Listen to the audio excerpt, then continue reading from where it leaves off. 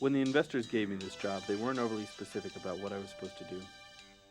They had some fella hand me a file and say that I should drop in from time to time to see how things were coming along. Like everything else, the directions were a bit vague.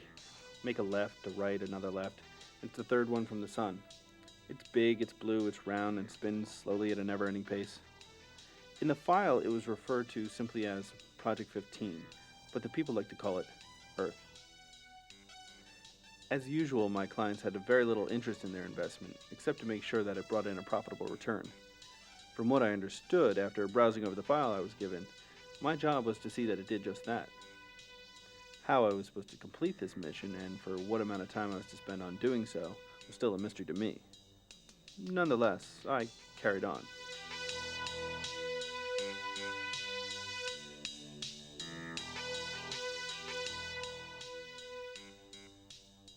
My name is Leon. Leon 12. This is actually my first job with the company I work for, so I've been trying desperately to do my best. Of course, being that this is the first job, I don't really know if I'm doing things right, nor can I tell if I'm doing things wrong. I basically use my own judgment, assuming that if I do in fact make a wrong turn throughout my quest, someone will let me know in one way or another. Then again, I've been here for quite some time now, so I'm beginning to think they've forgotten about me altogether. My chore was relatively simple. All I was required to do was to observe the surroundings, interview a number of the local residents, and determine whether or not there was a substantial level of profit in the item's overall material worth. Personally, I can't figure out exactly what the investors intend to gain from it all, but I didn't feel I was really in any position to ask questions. Unfortunately, whenever I spoke with the local residents and asked them what it was all about, they didn't seem to know either. I then began traveling the world to discover each country's culture and landscape. I set forth from North America, made my way to France, followed by Germany. I gradually set forth across Russia, over to China, finally ending up in Japan. After what seemed to be almost forever, I finally made it to the end of the earth. It was a strange little island called Australia. Although travel was a great way to expand my mind and get to know the world in and of itself as a singular identity, it didn't help me figure out the main purpose of life. Even though everything seemed to be very much the same, each culture's philosophies and ideas were completely different than the next. So, I went back. I figured when the whole thing was over, however it turned out, I can say that I did my best, and they can't say that I didn't.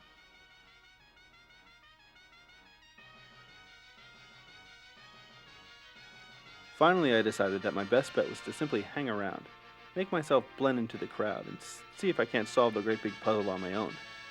If nothing else, at least I was still getting paid.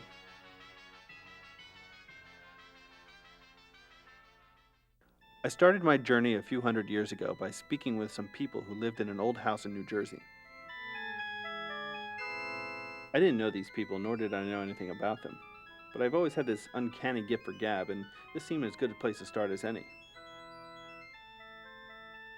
The family's name was Kovenschlagen, Ed and Barbara Kovenschlagen to be exact. Unfortunately, the Kovenschlagens were not in attendance, but I did speak with a woman who worked with them around the house. Although a bit bewildered and confused, she invited me in.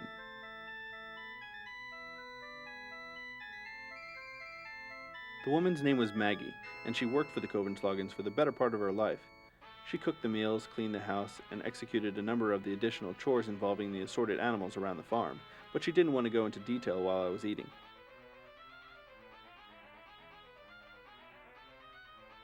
After lunch, I decided that it was time to get down to the real nitty-gritty and ask her a little bit about the life on this place called Earth. What was it like? What were the common interests of the general masses? What was the key goal of simply being alive?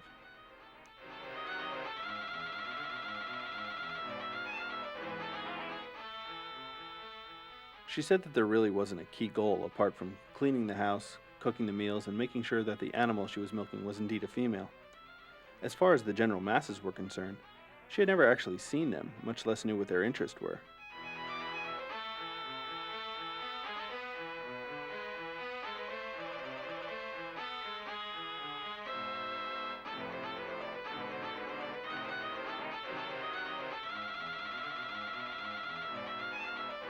I was beginning to get a bit discouraged when she allowed me to look through the rest of the house. She said that the Covenslogans wouldn't be home for quite a while and that I could basically have the run of the place, providing I didn't make a mess.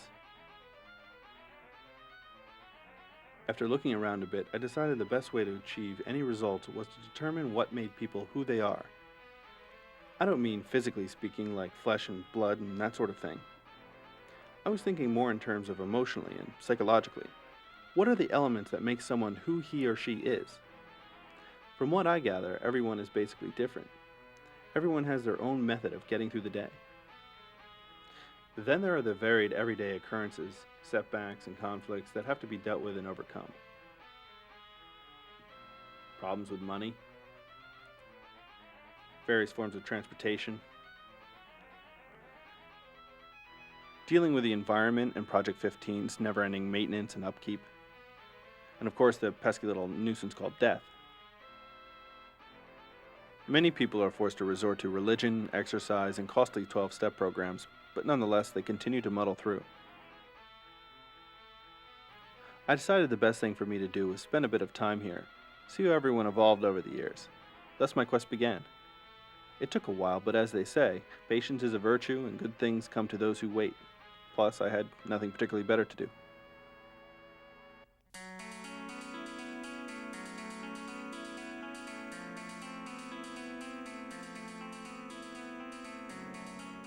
From the beginning, I kept a journal to keep track of where I've been and who I've met. Then I would mark down exactly how the people and places would change throughout history.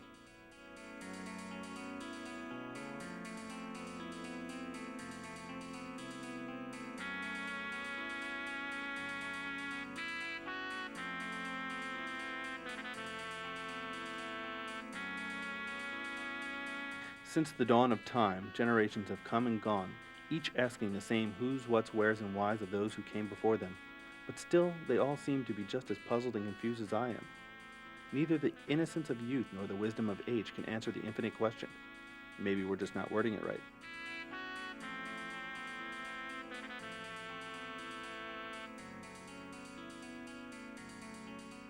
After leaving the Covenslagen house, the next moment of importance in my seemingly endless journey was when I met a boy named George. George was a relatively normal boy with a slightly perverse and sadistic desire to chop down trees with an axe. Although he knew full well that what he did was wrong, he took a great deal of pride in his work. That was until his father caught him in the act.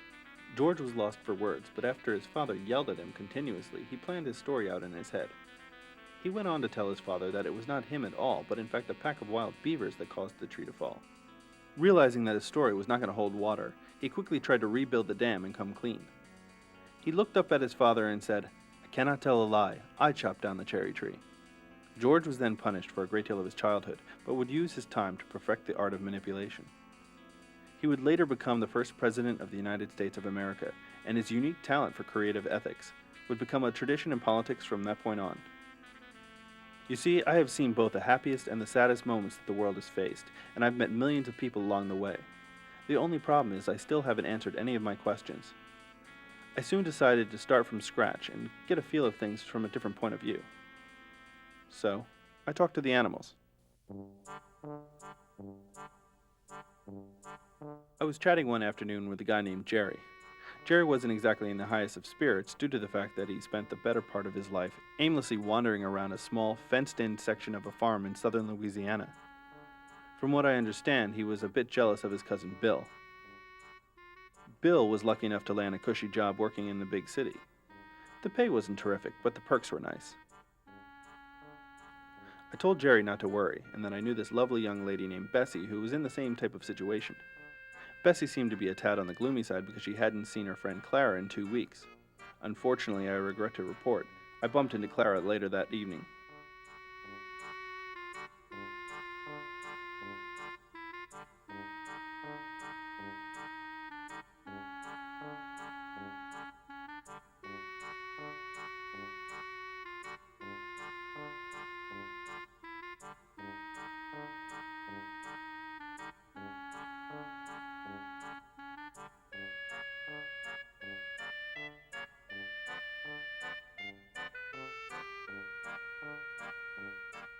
The next day, I decided to introduce myself to a group of young gentlemen who were taking a short break from traveling down south. They had started their journey from a northern part of Maine and were planning to settle in South Beach, Miami for the winter. I asked one of them if it had to do with the weather, and he said no. They just wanted to find a good place to pick up a few birds and take in the nightlife. Another couple of guys said that they were planning on settling right where they were. Their theory was that they would rather sacrifice the convenience of freedom for the stability of a good home. I then moved on to a group who were a bit more well-tempered. From what I understand, they have a nasty little habit of reproducing themselves. I asked them, with the high cost of living and the swiftly increasing taxes, how could they manage to sustain such a large family? They said that with the healthcare plan they had, the more dependents they supported, the better their rates would be. I went on and on from species to species, but I didn't seem to get anywhere. I learned a few snippets of trivia here and there, but nothing I could really use in my report. I figured I was going to have to stop looking in the usual places and really get my hands dirty. I took the day off and spent it browsing through a small town library. I figured if I did a little bit of research and read up on this complicated little ball of water and dirt that seemed to rapidly be changing with every passing moment, maybe I could actually make a little headway.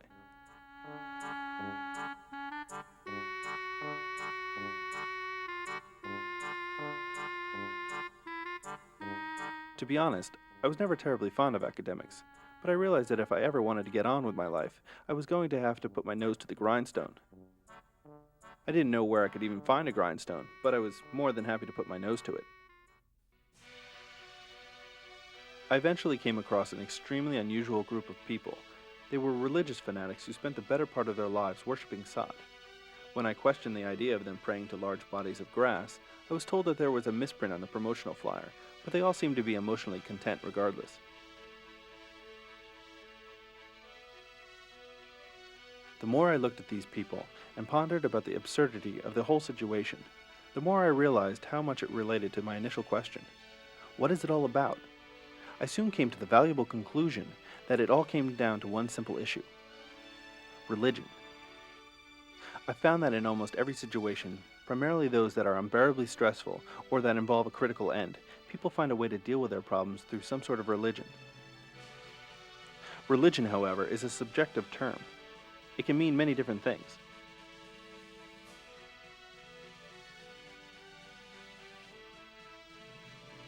Many people prefer to avoid the subject altogether, especially if they are awakened at 7:30 in the morning only to be handed a piece of paper that says that if they just read the Bible, their lives would be so much better. I read the Bible. The investors weren't mentioned once.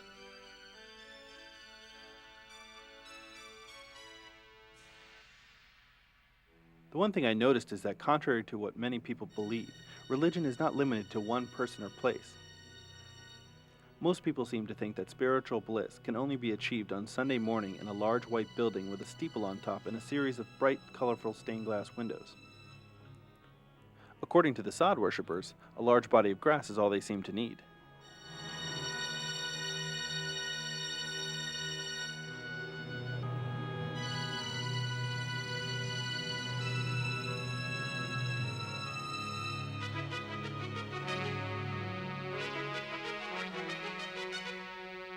The more people I talked to, the more I realized that religion was a personal endeavor, and that peace of mind was determined by those whose mind needed peace.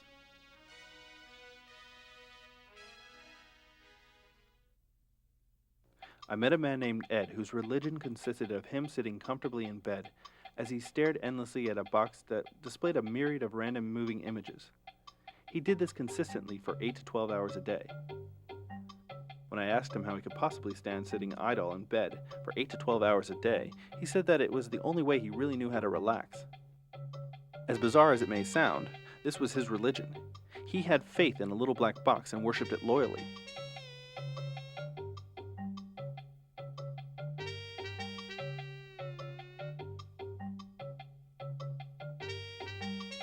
I also came across a group of people who were exactly the opposite. They dedicated their lives to keeping themselves physically fit.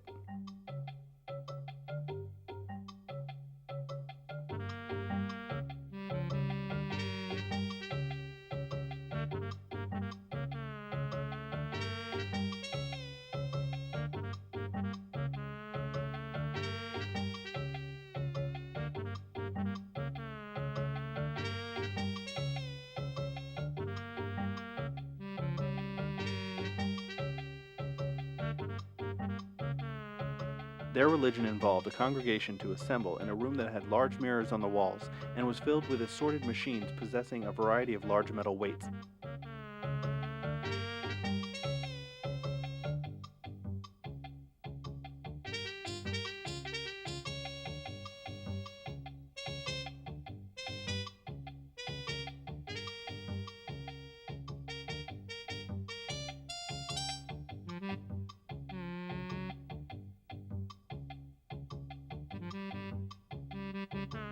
The followers would engage in a series of exercises by lifting and pulling the large metal weights up and down from side to side and so on and so forth. The one who became the most lumpy at the end of the day would usually be the most respected. Even though outsiders looked at these people as being eccentrics or fanatics, the group insists that their religion is the ultimate lifestyle and puts one in a totally positive state of mind. I soon realized that that was the most important reason to have a religion, to achieve a positive state of mind. Whether it meant staring endlessly at a little black box, or lifting large quantities of weight up and down repeatedly, as long as they felt good doing it, that's all that seemed to matter.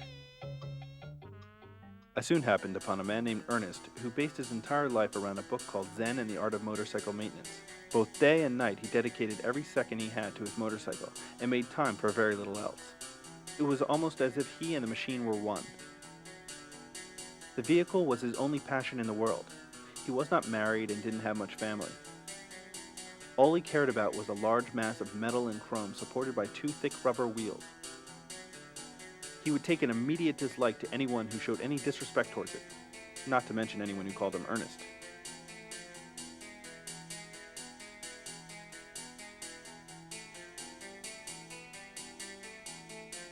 Very often, people try to change their religion. I met a man who patterned his life around tiny sticks made up of leaves wrapped in white paper. On an hourly basis, he would take one of these sticks, set it on fire, and suck it until it shriveled down to nothing.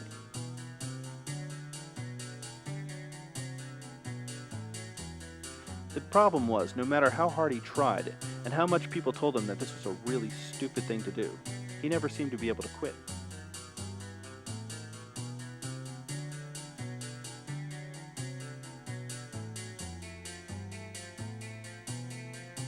As usual, I did my best to experience this religion firsthand.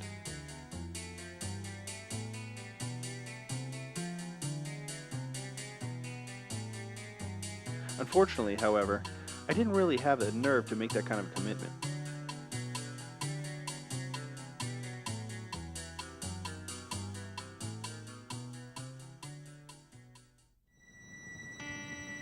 The main thing I discovered is that the source of everyone's individual religion seemed to center around one specific character. Whether it was a man hanging from a wooden cross, or a short, bald, dumpy fellow who spent the better part of his time sitting on a rug.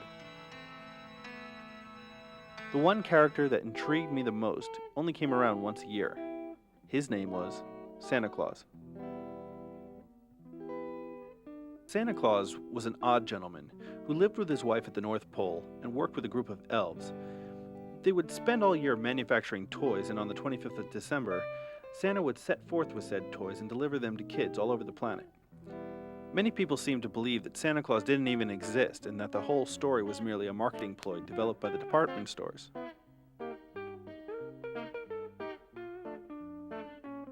After I did a bit of investigating, I discovered that Santa did exist and that he was actually working for the mob. Apparently, the Clauses were an organized crime family, and the whole practice of them distributing toys to children all over the world was simply one big money laundering scam.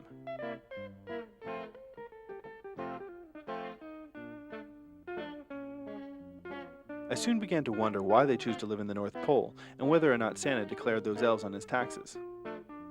I interviewed some of the locals, and one of them said, "I hate these damn elves. They come up here, they take up all the good jobs. Why don't they just go back where they came from?" However, after waking up one morning with the head of a reindeer in my bed, I stopped my investigation.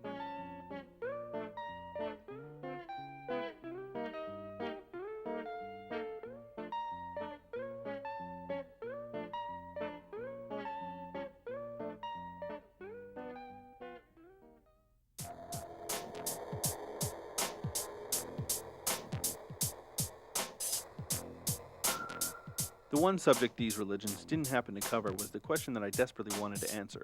What was the meaning of life, and how much did it earn each quarter?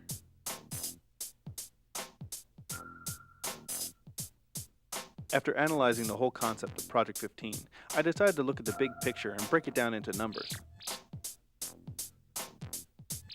In the beginning, it started with two people, a male and a female. The two of them met, got married, had a few drinks, and 9 months later a child was born. Within the next few years, the family expanded and the children grew older. The children soon met other children from other couples and subsequently started families of their own. This process continued to go on and on for the next several thousand years. To give a brief example of how this worked, I had the pleasure of meeting with a pleasant young couple who were just about to get married. They were very much in love, and it was all they could do to keep their hands off each other. Philip was an aspiring young lawyer who had just passed the bar, and Linda was specializing in European cuisine. On the morning before their wedding, Linda was apparently having second thoughts. She was debating whether or not she actually loved Philip, or was it just her overwhelming fear of becoming an old maid. She also thought that she might be simply giving in to the constant pressure of her friends and family to get married, and that she was possibly jumping into this half-heartedly. I told her that there were many cultures in the world where marriages were arranged by the parents, or even the government, and that she was lucky that she even had a choice in the matter. I also reminded her that she was about to marry a lawyer, so how bad could things possibly be? Philip unfortunately wasn't feeling much better. He wasn't having second thoughts, he was just worried that Linda was mad at him, and he couldn't figure out what he had done wrong. He said that she had been acting funny and he wasn't sure what to make of it. I told him that there was nothing to worry about and that women just happen to get like that from time to time. I said that everything would be fine providing that he did everything she told him to, never tell her she looks fat even if she asks, and most of all, stay away from her cooking. Finally, Philip and Linda put their problems behind them and decided to tie the knot. They even asked me to be their best man. This was the beginning of the rest of their lives. They went on their honeymoon, moved into a new house, raised 3 kids, had a midlife crisis, got a divorce, married 2 other people, and lived happily ever after. See, it's all very simple.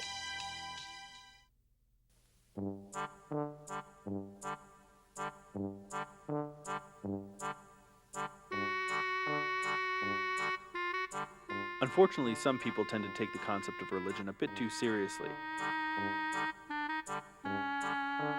This gentleman here is Bob Sweeney. He thinks he's God.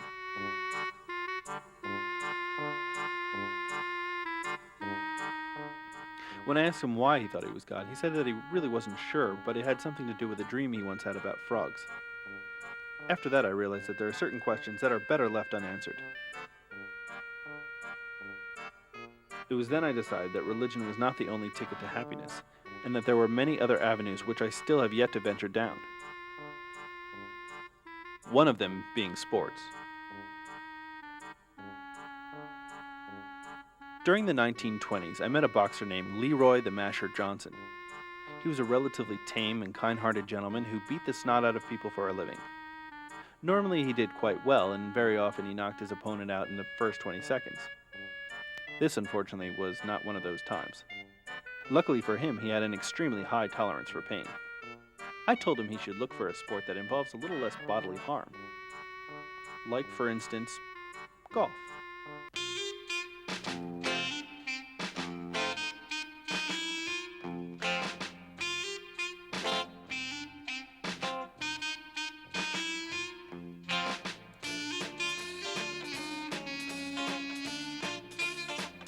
Whether or not golf can be considered a sport depends on whom you ask.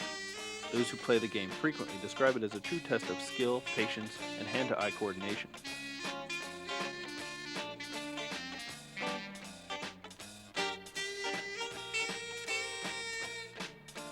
Those who don't play the game describe it as hitting a ball with a stick and walking after it.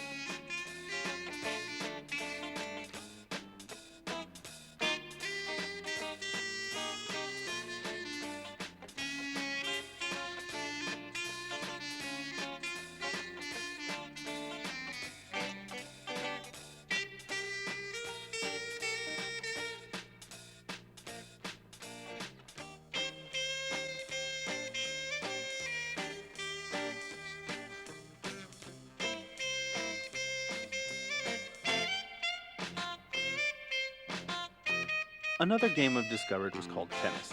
The concept of this game was slightly different from golf in the sense that you hit a ball with a stick, and then you waited for someone else to hit it back to you.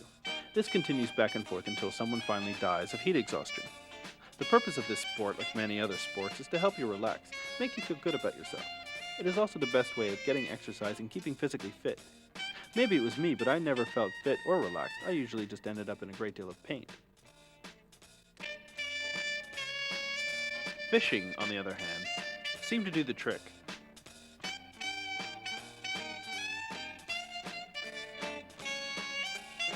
There was nothing more tranquil than lying in the sun, throwing back a pop or two, and just wasting the day away.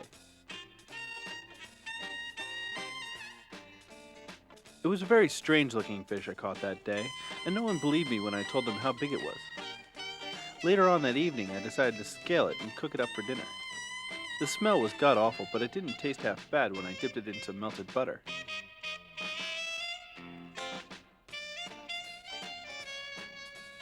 I decided I really enjoyed water sports and I wanted to study them a bit further.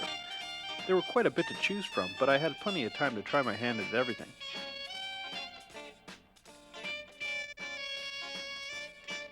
Surfing is by far my favorite of the water-based activities. It is a true test of man against nature.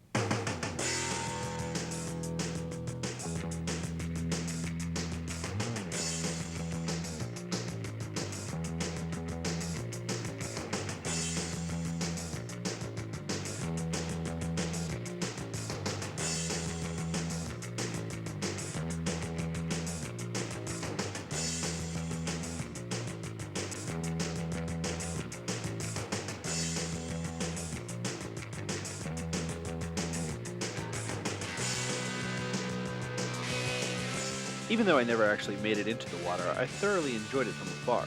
I figured this would be a good time to take in some of the other beach activities.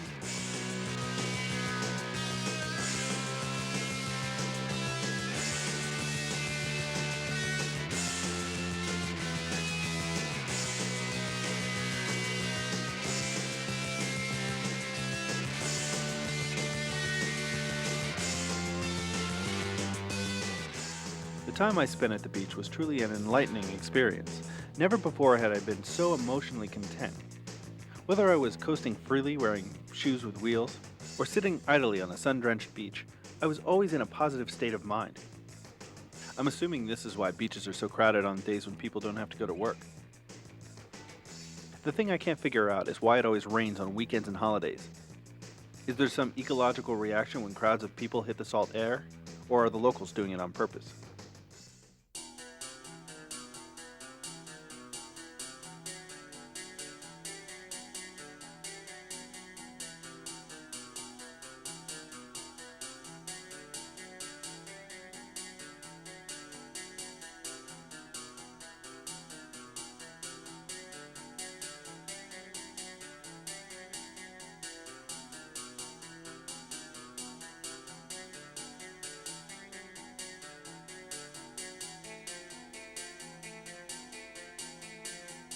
The one thing I did notice about this strangely wonderful place is that everyone always seemed to be on the go.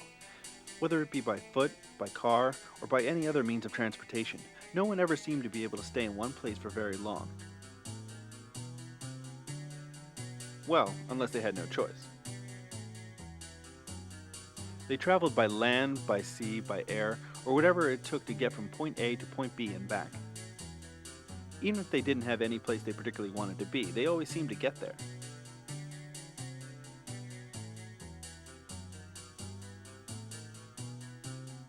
Although there are many different forms of transportation, the one that is most widely utilized is the automobile. It is basically a large box with two wheels on either side and an assortment of other luxurious features which would usually cost extra.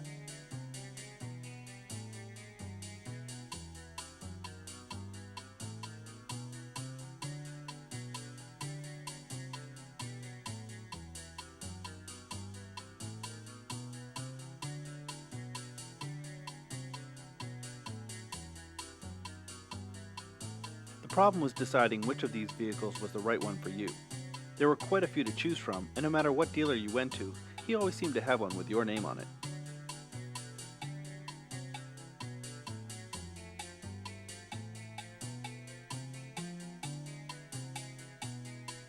I soon found something that suited me. It was a nice ride, got good mileage, and it could handle any terrain. I'm still debating on whether or not I want to keep the paint job. I really had my heart set on something candy apple red.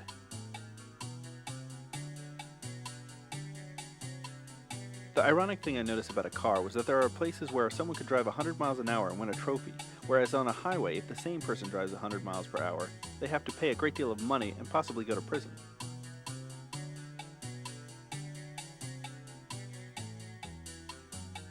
Imagination and eccentricity often tend to go hand in hand. I found that the majority of brilliant and creative people I've come across in my travels were usually regarded as being completely and indisputably out of their minds. Take Marvin, for example. He believed that a person, if they put their mind to it, could fly by using a pair of artificial wings.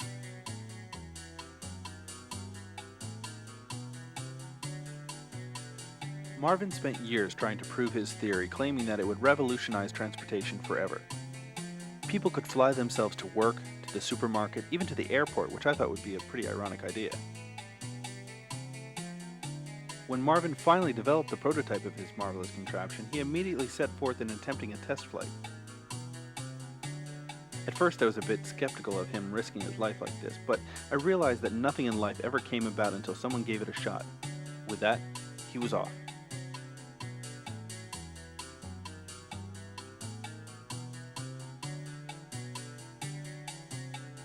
Fortunately, everything went well. He did in fact get off the ground, and the doctors say that the bandages will be off in a couple of months. He'll be flying again in no time. It just goes to show you that if you put your mind to something, you can accomplish anything.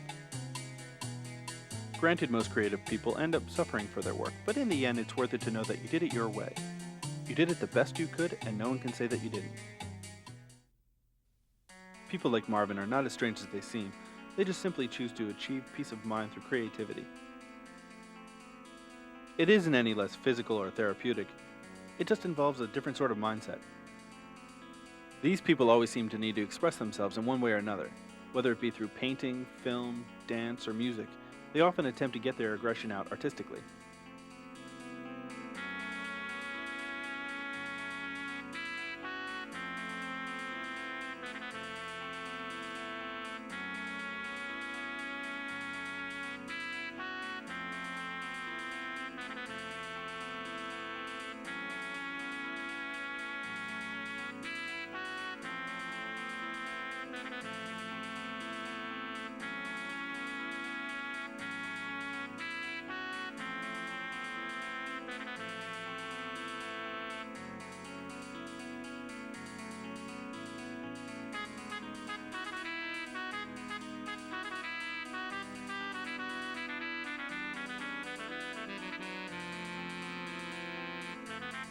I talked to an artist named Barry, who painted large, incredibly detailed murals.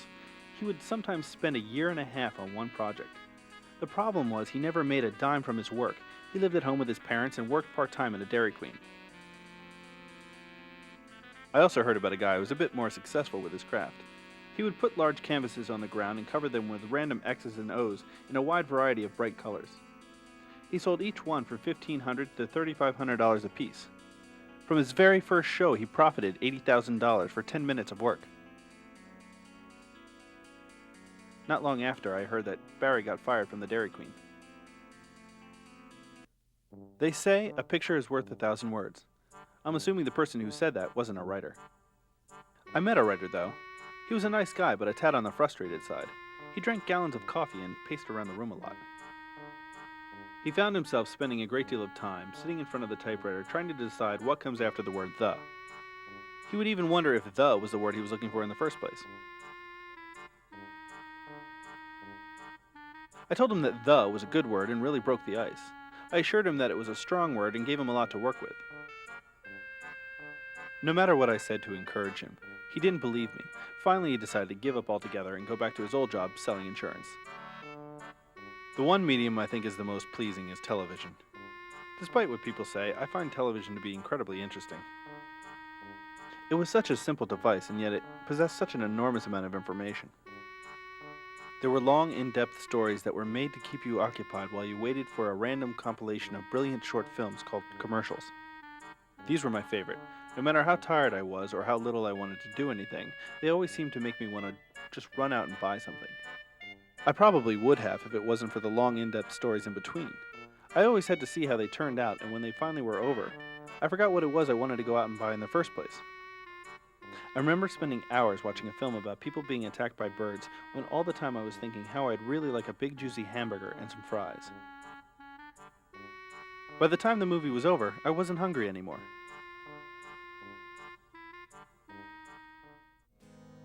Music was my next favorite art form. I met a guy on the street one day who played a guitar for a living. He would just sit on the sidewalk and rattle out tunes as passers-by tossed loose change into his guitar case. When I asked him if this is what he wanted out of life, he said that he would rather be signed to a major record label, touring the world and being adored by millions, but he had to settle for what he could get. At least he could set his own hours. Not long after, I met an entire band of musicians that were signed to a major label. They were adored by millions, but never really seemed to get any privacy. They also sold millions of albums, but after paying their managers, agents, lawyers, publicists, and personal trainers, and then dividing it up amongst themselves, there really wasn't much left. But at least they could set their own hours.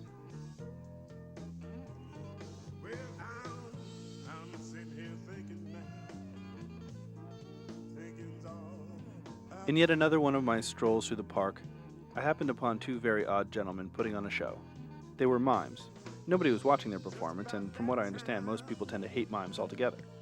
I, however, being the curious one that I am, decided to hear them out and form my own opinion.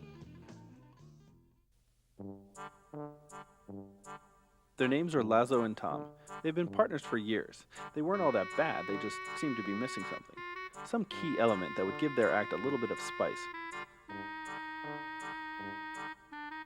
I then bumped into a guy who called himself Milo the Magnificent. He was a magician, or a sleight of hand artist as he would like to be referred to. He too was putting on a show in the park that day, but was equally unable to draw a captive audience. I then came up with a rather interesting idea. After reviewing both performances, it occurred to me that what they both needed was each other. Then, with a bit of creative guidance by yours truly, we created the now world-renowned theater group of Leon, Lazo, Milo, and Tom.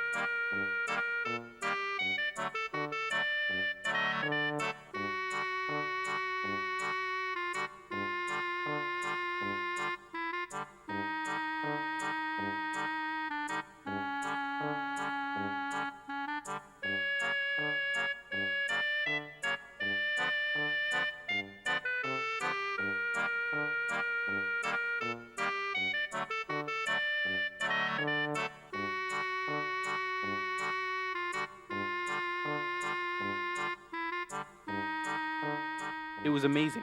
We were an overnight success. Unfortunately, after a while, all of the pressure started to take its toll. At the end of our nationwide tour, Milo the Magnificent was arrested and taken away in handcuffs. He had broken a new law that the ASPCA had recently passed, stating that no one was permitted to utilize the services of any animal under the age of 16. Apparently, both of the rabbits Milo used in his act were still minors. There was also somewhat of a falling out between Lazo and Tom, and the two of them decided to go their separate ways. Laszlo, who felt that he was carrying the two of them, made an attempt to go out on his own. Things didn't seem to work out, and he ended up doing nightly performances at a small lounge in the Poconos. Tom, on the other hand, became enormously successful. After a number of appearances on The Late Show with David Letterman, he eventually signed a contract with CAA and soon developed his own sitcom. As for me, I was rather enjoying all of the attention. It made me feel sort of important that people were taking time out of their busy lives to come out and see me do incredibly goofy things on stage. It inspired me to put together my own theater company. Our first project was Leon 12, the musical.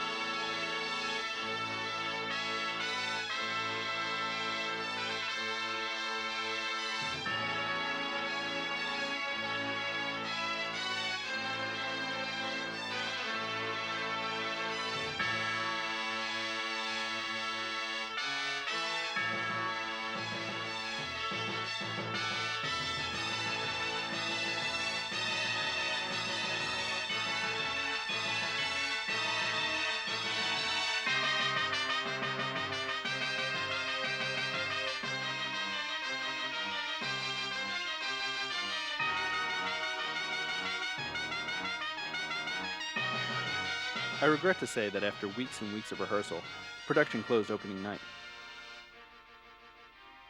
It wasn't long after that I received a somewhat disturbing letter from home.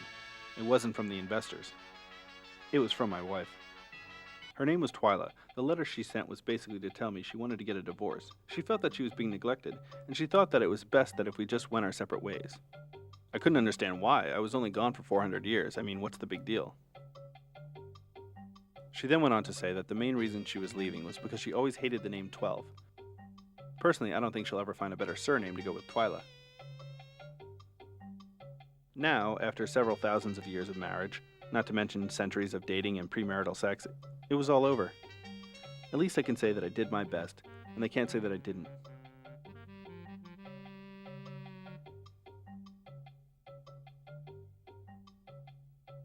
Looking back, I think our biggest problem was communication. We never talked about anything.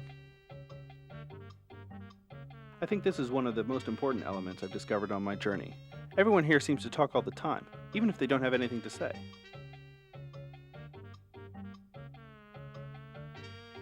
There seems to be thousands of ways to get your message across. Day after day, technology is becoming more and more advanced. Not long after my brief attempt at becoming a renowned performance artist, I stumbled upon a gentleman named Albert Sherman. He worked as a campaign manager and publicist for some of the most important people in the world. He said that he was temporarily unemployed because his most recent client had just been arrested for indecent exposure. He then told me that maybe I should give politics a try.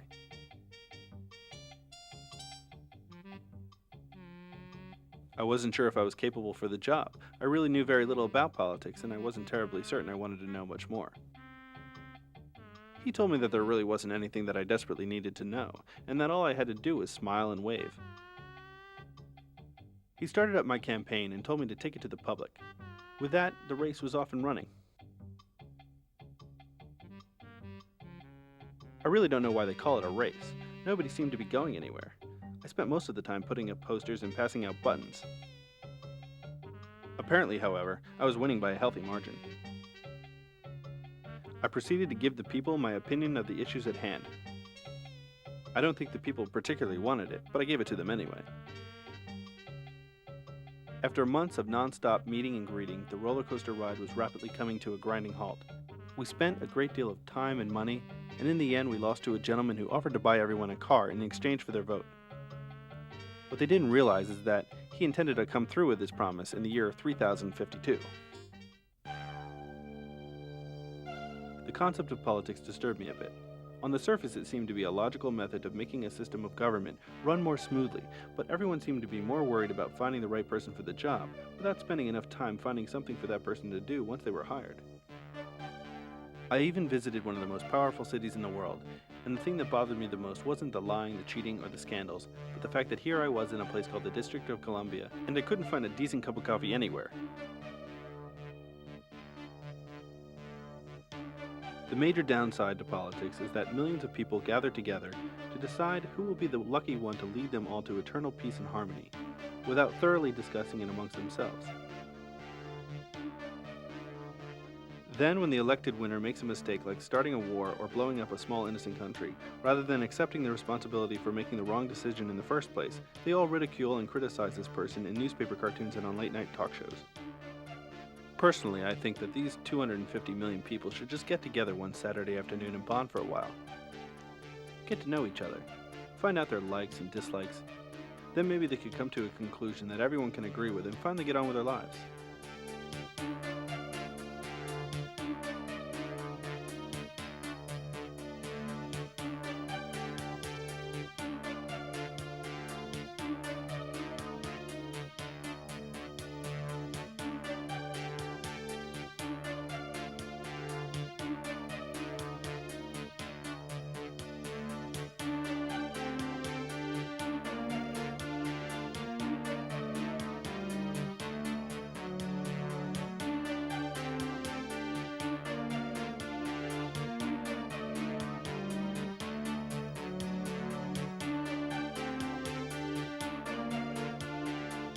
War, as I mentioned before, is an event that most people disapprove of, and yet no one has ever been able to find a way of preventing it. They all claim to despise violence, whether it be racial violence, domestic violence, or violence on movies and television. And yet every time something doesn't go the way they believe it should go, they immediately go off to war.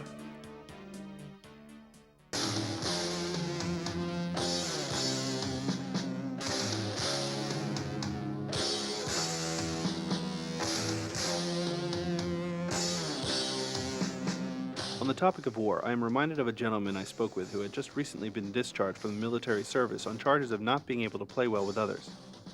He was then reduced to spending the majority of his time in his garage preparing for what he constantly referred to as the big one. At first I thought he was some sort of prophet and knew something the rest of us didn't. I later realized that he was nothing but a loon with way too much time on his hands.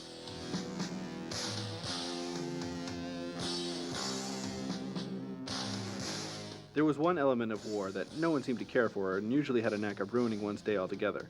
This, of course, was death. Death, I've discovered, is an unavoidable and usually unpredictable end to a circumstance one had absolutely no control over in the first place. They were given a gift of life without any kind of return policy, much less a money-back guarantee.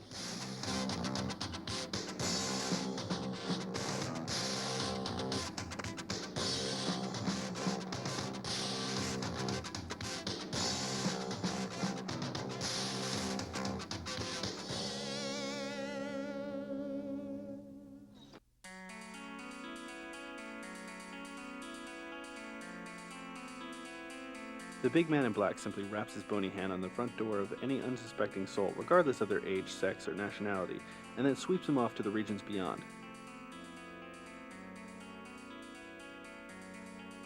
I had the pleasure of meeting the Reaper himself and follow him on a job. Surprisingly enough, Death was a rather high-spirited fellow. I suppose when you've been at it as long as he had, one day tends to blend into the next. I'm sure it's a bit taxing at times, but he really seemed to enjoy his work.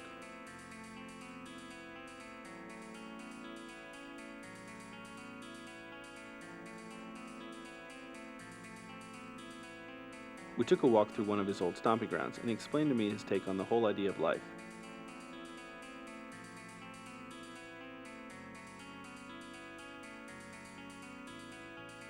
Life, as he said, was a flickering microsecond in the existence of time, and the Earth was merely the eye crust of the universe. To be honest, he really didn't have any opinion whatsoever, except for the fact that when it was all over, he was going to have to find something else to do with his time. As selfish and unfeeling as that may sound, I have to admit I knew exactly what he meant. I soon began to realize that there really wasn't much to life at all. You get up, get dressed, find something to do with the rest of your day, and then go back to sleep. The only thing I've found to be the primary goal of most people is to somehow acquire a great deal of money. Money seemed to be the key element that set everyone apart. There were those who didn't have any and didn't make any effort to achieve any. Then there were those who had more than they could possibly ever need, and yet didn't seem to have enough. This thought set me off on a quest to discover what the deal with money really was, and to maybe make a little of my own along the way.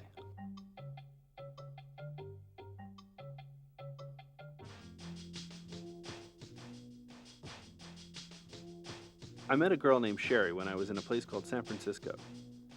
Sherry explained to me that she had a job where she made $500 an hour to dress in other people's clothing.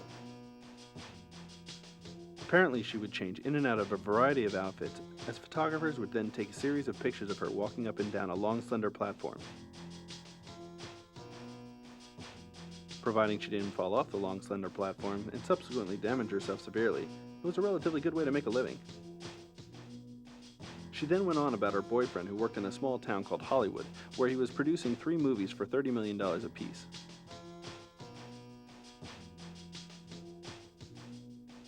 For some reason, however, she really didn't seem to be as interested in the movies he was making as much as she was interested in the $90 million he was spending on making them.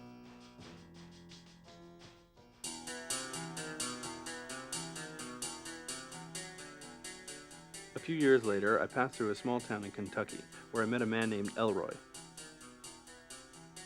Elroy worked on a farm and lived with his brother Larry, who had just been let go from his job.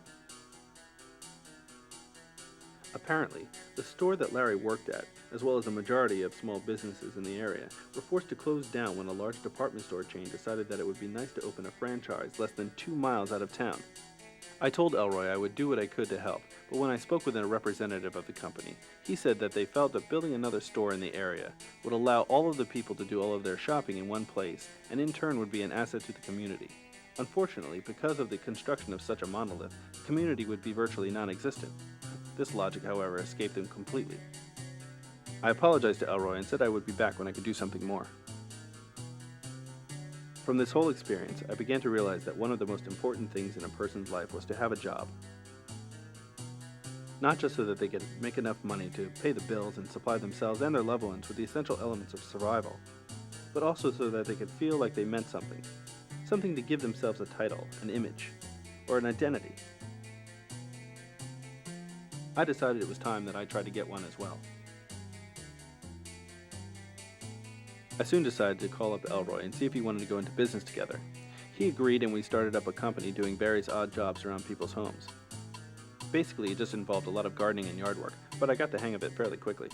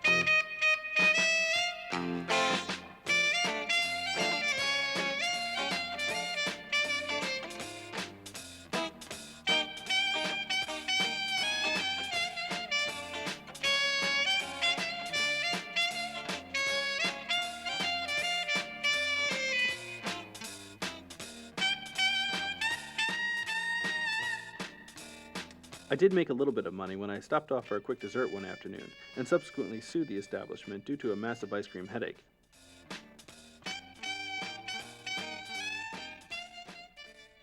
To my surprise one day, I received a message from the investors. They said that they desperately needed to see me. They didn't say why, where, or even when I was supposed to meet them. But they did say that when the time came they would let me know and to keep my calendar open. As much as I wanted to get this job over with, the news came at the worst possible time. Being that my pilgrimage for honest employment had come to a virtual standstill, I soon found myself in the only place where I could possibly succeed. A town that had more to offer a misguided outsider than anywhere else in the world. It was a city called New York.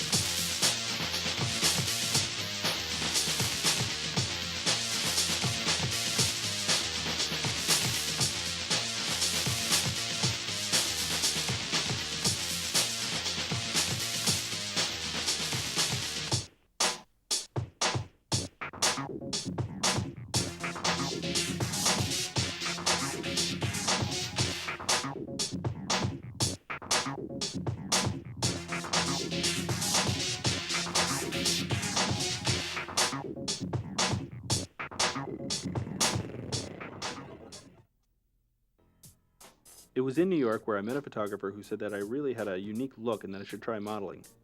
At first I thought it was a scam, but since I needed the money, I took a chance.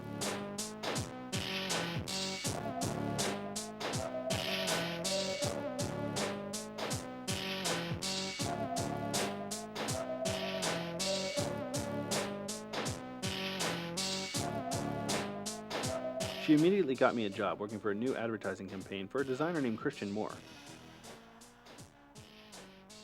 He said that I didn't have a conventional look, but for the campaign of his new collection, he wanted something a little different.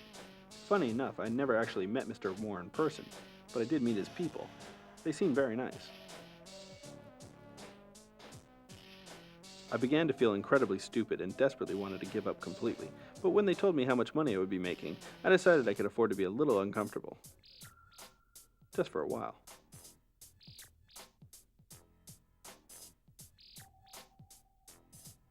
Now that I finally had a decent paying job, I figured it was time I enjoyed myself again. On my lunch break, I decided to relax and spend some time in the park.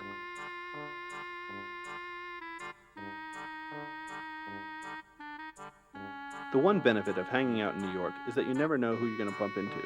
One moment it could be a prominent fashion photographer offering you a job. The next could be an everyday Joe asking you for the time.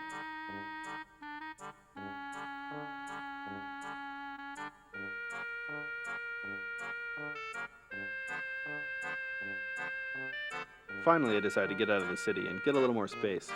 New York was far too stuffy for me. Way too many people in such a compact area. After all I've been through, the last thing I wanted to deal with was tension.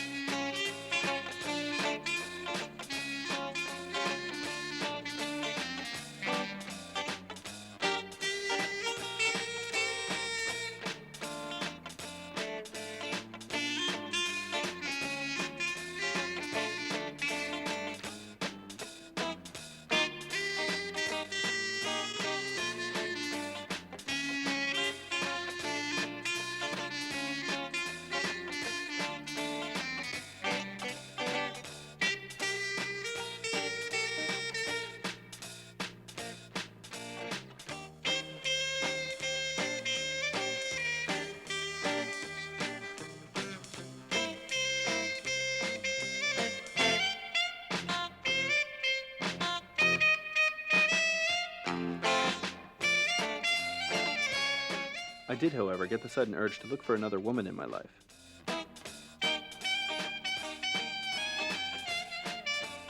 Despite any misfortune I've endured on my travels, I had the strongest feeling my luck was about to change.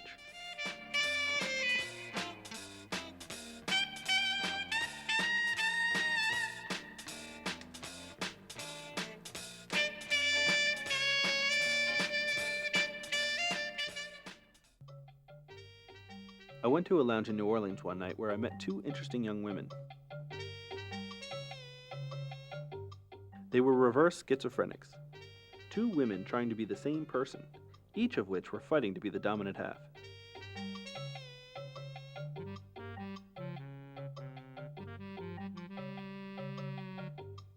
I then found myself in Colorado where I met a girl named Tinkerbell.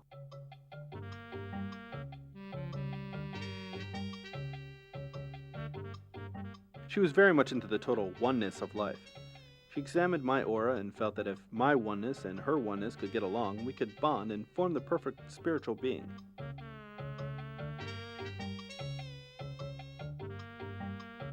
I told her to have her oneness call my oneness, and maybe the four of us could go out and get some coffee.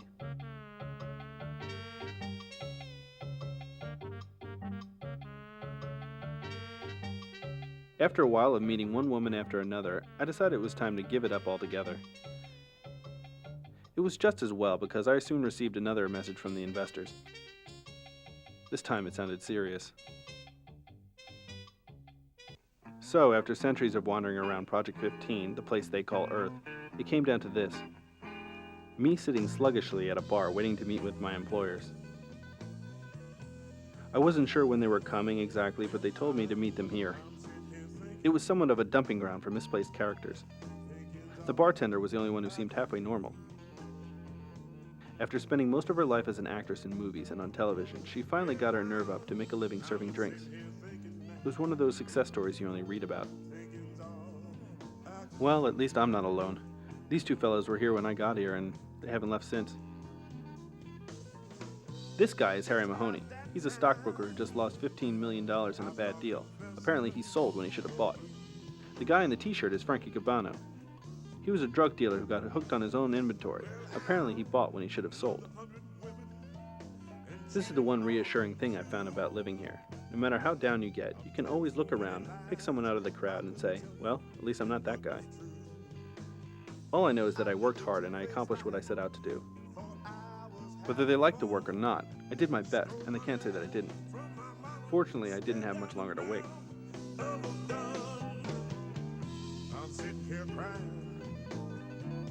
This is one of the investors. After a few moments of shallow greetings, he told me that they finally decided to abort the project. He said after much consideration, they felt that it was a minor asset and that they had far more important things to worry about.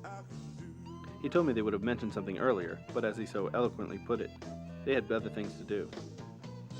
He went on and eventually said the company has put me on a new project and that I should leave immediately.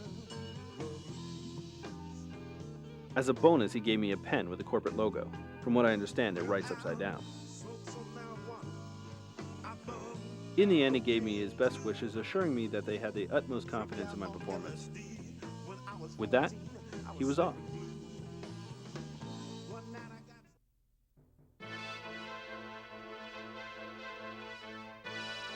I decided that I wasn't going to let the work that I had done be an enormous waste of time, so I submitted my report anyway. It wasn't much, but it was the best I could do under the circumstances. I determined that life was a series of events that repeat themselves over and over, but never quite the same each time.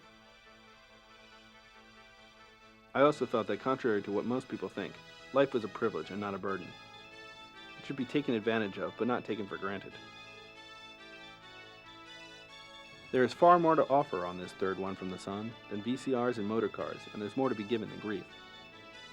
As the days drip away as swiftly as they have come, people seem to complain more about what they don't have than relishing in what they do. They don't seem to realize that the world offers itself freely, without selfishness or prejudice, and asks for nothing in return.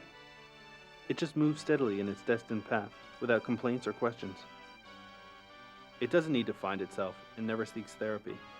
It never asks for more money or vacation time, nor does it call in sick because it drank too heavily the night before. It doesn't struggle endlessly to exceed its own expectations, nor does it attempt to achieve some standard of vanity. It doesn't plague itself with petty self-loathing, or indulge in mediocre addictions. It simply treks through life doing its job to the best of its ability, and it rarely makes mistakes. It is a place of utter wonderment. Even its most unsavory elements are immensely beautiful in their own certain way. It is vast, it is grand, and as I told the investors in my humble resignation, it is a place which I now call home. Oh, by the way, the pen works great.